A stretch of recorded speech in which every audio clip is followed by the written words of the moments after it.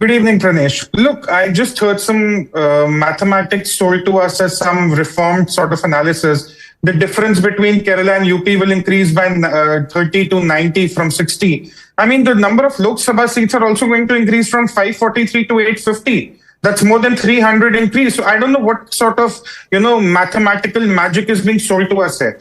Point number two, why is this narrative about Hindi belt states versus southern states? Why is Mr. Mehrotra being very selective as an analysis? Today, Kerala has 16 lakh people on average represented by one single MP. However, in Telangana, that number is around 20 lakh. 20 lakh for one MP. You go to West Bengal, another state where the BJP is not in power, 21 lakh. You go to Jharkhand, another state where the BJP is not in power, 23 lakh people represented by one MP.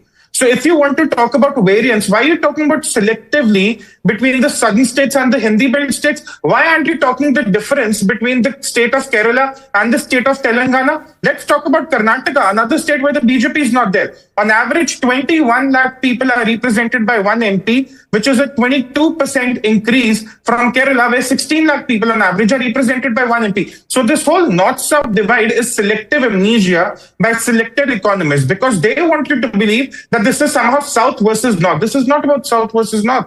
This is about state versus state. A state can share a border and still have quite the divergence when it comes to the number of people represented by one single MP. And this is exactly the problem delimitation tends to solve. Now, point number three, Mr. Mehrotra says that the composition of the commission is now a Supreme Court judge, the chief election commissioner, and the state election commissioner. Now, nothing has changed. It was the same case in 1952, 62, 73, and even in 2001. So what has really changed under the Modi government? Absolutely nothing. But Mr. Mehrotra in his piece says, oh, we now know how this chief election commissioner is compromised and leaning towards the BJP. One can make the same accusation about the author. Thus his analysis is compromised. Do we take it as the gospel truth? Absolutely not. So the truth here is, Pranesh, that the composition of the commission has also not changed. Now, Mr. Mehrotra made one interesting point.